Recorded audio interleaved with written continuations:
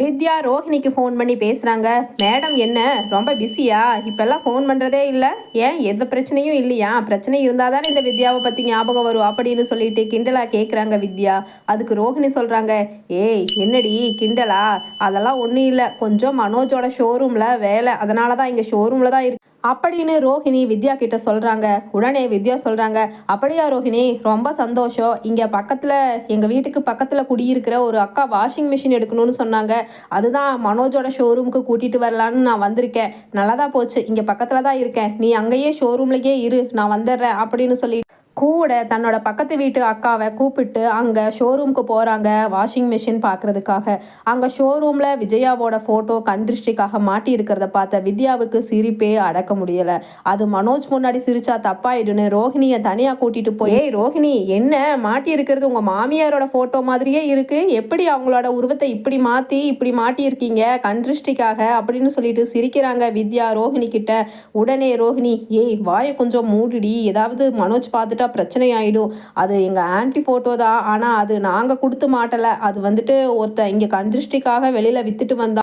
அந்த போட்டோவை இங்க கடையில வேலை செய்யற ஒரு எம்ப்ளாயி வாங்கி தான் வச்சிருந்தாரு. அதுக்கப்புறம் தான் அவருக்கே தெரியும் இது தன்னோட அம்மா ஃபோட்டோ அப்படின்னு பார்த்துட்டு தான் ஷாக் ஆகி கழட்டி எடுத்து உள்ளே வச்சுருந்தாரு.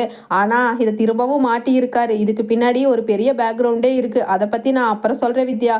வா, அவங்களுக்கு கூட்டிகிட்டு போய் வாஷிங் மிஷின் வாங்கலாம் அப்படின்னு சொல்லிட்டு அங்கே கூட வந்திருக்கிற பக்கத்து வீட்டு லேடியை கூட்டிகிட்டு போகிறாங்க வாஷிங் மிஷின் வாங்குறதுக்காக.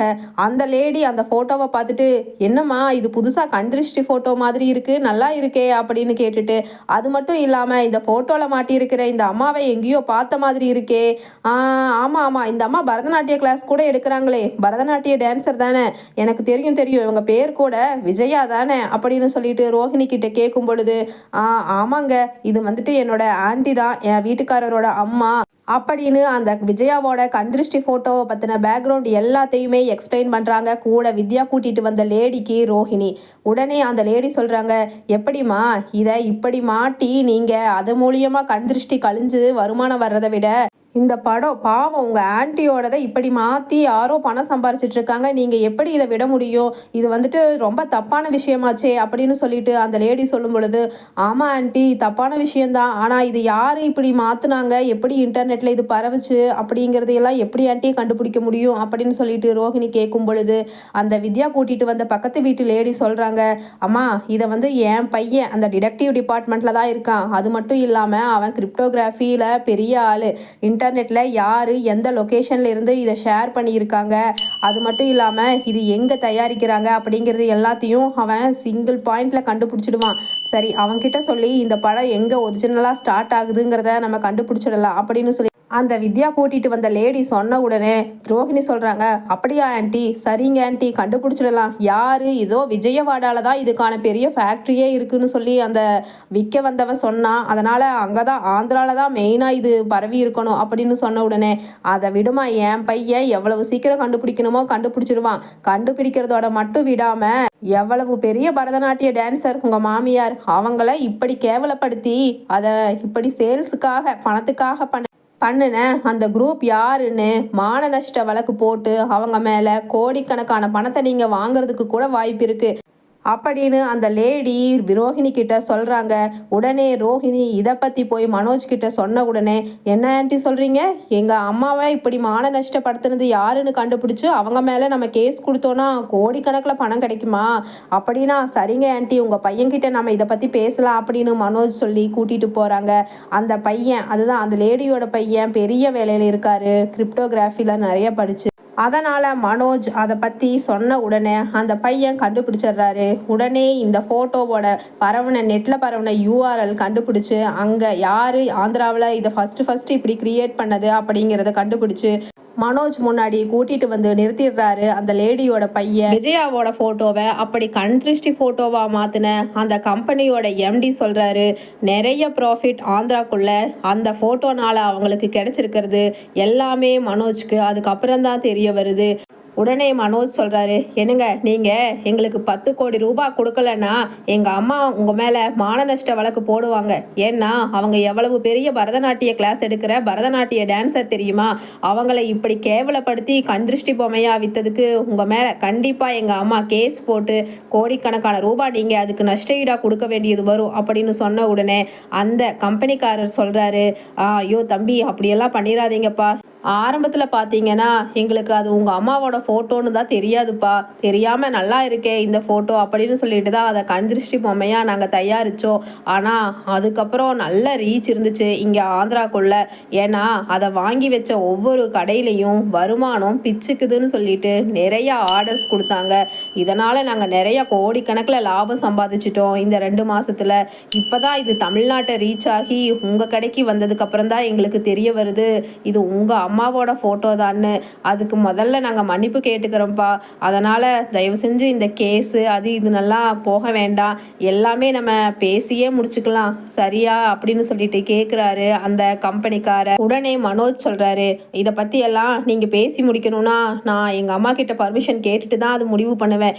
ஏன்னா உடனே நீங்கள் இப்போ விற்ற இந்த ஃபோட்டோஸை எல்லாம் வாபஸ் வாங்கலை அப்படின்னா நாங்கள் மறுபடியும் கேஸ் கண்டிப்பாக போடுறது உறுதி அப்படின்னு மனோஜ் சொன்ன உடனே, அப்பா கேஸ் எல்லாம் வேண்டாம், உங்கள் அம்மா கிட்ட ஃபோன் பண்ணி கொடுங்க, நாங்களே பேசுகிறோம் அப்படின்னு சொல்லிட்டு அந்த கண்திருஷ்டி பொம்மை தயாரித்த கடையோட ஓனர் சொல்கிறாரு.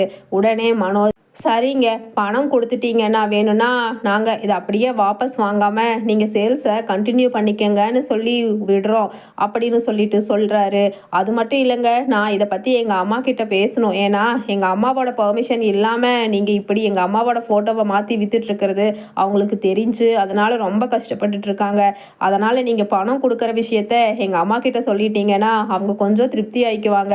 அதனால் நான் அம்மாட்ட பேசிட்டு உங்களுக்கு முடிவு சொல்கிறேன் அப்படின்னு சொல்லிட்டு மனோஜ் விஜயாவுக்கு ஃபோன் பண்ணி சொல்கிறாரு, அம்மா நான் இங்கே ஆந்திராவில் தான் இருக்கேன். அதுதான் உங்களை கண்திருஷ்டி பொம்மையாக மாற்றி கடையில் வியாபாரம் பண்ணான்ல அவன் யாருங்கிறது எங்கே முதல்ல தயாரித்தாங்கங்கிற இடத்த கண்டுபிடிச்சாச்சு. நான் இங்கே வந்துட்டேன், அங்கே இருந்துட்டு தான் உங்களுக்கு கூப்பிட்றேன் அப்படின்னு சொல்லிட்டு மனோஜ் சொல்கிறாரு.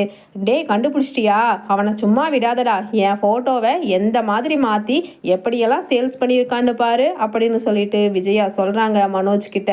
உடனே மனோஜ் சொல்கிறாரு, அம்மா அவசரப்படாதீங்க, நமக்கு இந்த விஷயத்தில் பெரிய லாட்ரி அடிச்சிருக்கு அப்படின்னு சொல்லிட்டு மனோஜ் சொல்கிறாரு. உடனே விஜயா பணம்னு சொன்ன உடனே வாயை பிளந்துட்டு, என்னடா லாட்ரியா, என்னடா சொல்கிற அப்படின்னு சொல்லிட்டு மனோஜ் கிட்ட கேட்குறாங்க விஜயா. உடனே மனோஜ் சொல்கிறாரு, ஆமாம்மா ஆரம்பத்தில் நானும் இந்த ஆளை உண்டில்லைன்னு பண்ணிவிடணும்னு சொல்லிட்டு தான் இங்கே ஆந்திரா பக்கம் வந்தேன். ஆனால் இங்கே விஜயவாடா வந்ததுக்கப்புறம் தான் தெரியுது பெரிய பெரிய நிறைய குடோனே இருக்கும் போல் உங்கள் ஃபோட்டோவை இப்படி ரெடி பண்ணுறதுக்கு. அது மட்டும் இல்லாமல் உங்கள் ஃபோட்டோவை இங்கே ஆந்திராவில் கண்திருஷ்டிக்காக மாற்றுறதுக்காக விரும்பி வாங்கிட்டு போகிற கடைகளில் எல்லாம் வியாபாரம் பிச்சுக்கு தான். அதனால் இவங்க யாருமே ரொம்ப விரும்பித்தான் இந்த ஃபோட்டோவை வாங்கிட்டுருக்காங்க.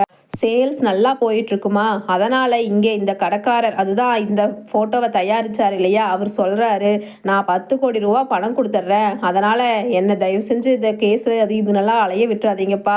அது மட்டும் இல்லாமல் இந்த ஃபோட்டோவோட ஓனர்ஷிப்பை எனக்கே எழுதி கொடுத்துடுங்க அப்படின்னு சொல்லிட்டு சொல்கிறாரு மனோஜ் விஜயா கிட்ட.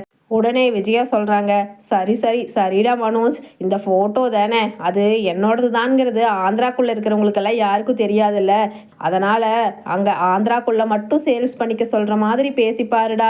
அது மட்டும் இல்லாமல் அந்த பணம் 10 கோடி ரூபாய் கொடுத்துருவாங்கல்ல, அதில் எந்த பிரச்சனையும் இல்லைல்ல. 10 கோடி ரூபாய் கொடுக்குறாங்க, போனால் போகட்டும், வச்சுட்டு போகிறாங்க, அந்த ஃபோட்டோ தானே, அதனால் எனக்கு எந்த கவலையும் இல்லைடா அப்படின்னு உடனே மாறிடுறாங்க பணத்துக்காக விஜயா. உடனே மனோஜ், சரிங்க எங்கள் அம்மா அவங்களோட ஃபோட்டோவை நீங்கள் இப்படி கண்திருஷ்டி பொம்மையாக மாற்றி விற்கிறதுக்கு ஒத்துட்டாங்க, உங்களுக்கு கையெழுத்து கூட ஓனர்ஷிப் இது போட்டு கொடுத்துட்றேன்னு சொல்லிட்டாங்க அப்படின்னு சொல்லிட்டு மனோஜ் பணம் 10 கோடி ரூபாயை தன்னோட அக்கௌண்ட்டில் போட சொல்லி அக்கௌண்ட் நம்பரும் கொடுத்துட்டு அங்கே ஆந்திராவிலேருந்து கிளம்பி இங்கே வீட்டுக்கு வந்துடுறாரு. இங்கே வீட்டில் முத்துக்கு இதை பற்றின இன்ஃபர்மேஷன் தெரிய வேண்டான்னு விஜயா கிட்ட சொல்லி வச்சிடுறாரு. ஏன்னா முத்துக்கு இந்த நியூஸ் தெரிஞ்சால் ரொம்ப கேவலமாக நம்மளை மதிக்காமல் நடந்துக்குவான். ஏன்னா பணத்துக்கு வேண்டி அம்மா இப்படி கேவலமா அவங்களோட போட்டோவை ரொம்ப கேவலப்படுத்தி விற்கிறது கூட ஒத்துட்டாங்களே அப்படின்னு சொல்லிட்டு விஜயா மேல இருக்கிற மரியாதை ரொம்ப குறைஞ்சிரும் அப்படின்னு நினைச்சிட்டு மனோஜும் விஜயாவும் வெளியில சொல்லாமையே இருக்காங்க. உடனே பணம் 10 கோடி ரூபாய் மனோஜோட அக்கௌண்ட்டுக்கு வந்துடுன்னு சொல்லிட்டு விஜயாவும் மனோஜும் ரொம்ப பெரிய பெரிய கனவு எல்லாம் காங்க ஆரம்பிக்கிறாங்க. விஜயா பெரிய ஆடி கார்ல வந்து இறங்குற மாதிரியும் அதை விட பெரிய பங்களா கட்டுற மாதிரியும் கனவு காங்குறாங்க. ஆனா கொஞ்சம் கூட மனோஜும் விஜயாவும் கனவு காங்கறதுக்கு சம்மந்தமே இல்லாம ஒரு அதிர்ச்சியான இன்ஃபர்மேஷன் வருது. ஆமாங்க, விஜயாவை அரெஸ்ட் பண்ண சொல்லி அங்க ஆந்திரால இருந்து நிறைய பெரிய பெரிய போலீஸ் ஆபீசர்ஸ் கொண்ட படை வருது இங்க விஜயாவோட வீட்டை தேடி அரெஸ்ட் செய்யறதுக்காக. ஏன்னு பார்த்தோன்னா அங்க ஆந்திராவில் கிட்டத்தட்ட நிறைய குழந்தைங்க, ஆயிரக்கணக்கான குழந்தைங்க வாந்தி பேதி மயக்கம் எல்லாம் வந்து ஹாஸ்பிட்டல்ல அட்மிட் ஆகி இருக்காங்க. ஏன்னு பார்த்தோன்னா அந்த படத்தை பார்த்த எல்லா குழந்தைகளுக்குமே அப்படி வாந்தி பேதி வந்துடுது. பணத்துக்காக, சுயநலத்துக்காக, தன்னுடைய வருமானத்துக்காக தன்னோட போட்டோவை இப்படி கேவலப்படுத்தி வியாபாரப்படுத்தி அது மூலியமா கோடிக்கணக்கில் சம்பாதிச்சதா விஜயா மேல வழக்கு பதிவு பண்ணி போலீசார் விஜயாவை கைது பண்றதுக்கு வர்றாங்க. உடனே முத்து, ஸ்ருதி, ரவி, அண்ணாமலை எல்லாருமே ஷாக் ஆகி போலீஸ் கிட்ட வாக்குவாதம் பண்றாங்க.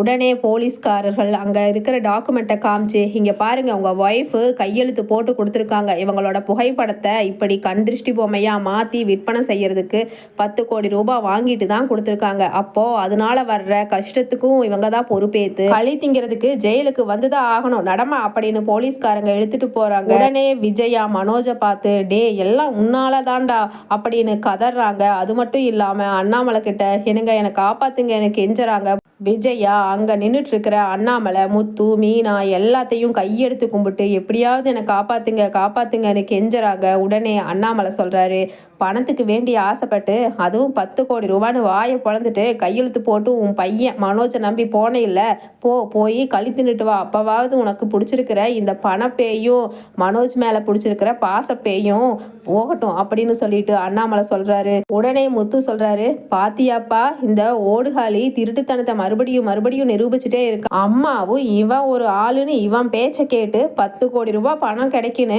வாயை பொழந்துட்டு தேவையில்லாத இடத்துல எல்லாம் கையெழுத்து போட்டு இப்ப வம்புல மாட்டி இருக்கு பாத்தீங்களா அப்படின்னு சொல்லிட்டு முத்து சொல்றான். உடனே மீனா சொல்றாங்க, என்னங்க இப்ப அதுவா முக்கியம், நம்ம மான மரியாதை எல்லாம் போயிரும், இப்படி போலீஸ் அத்தையை அரெஸ்ட் பண்ணி இங்க ரோட்ல கூட்டிட்டு போனா முதல்ல போலீஸ்காரங்க கிட்ட அத்தையை விட சொல்லி பேசுங்க அப்படின்னு மீனா சொல்றாங்க.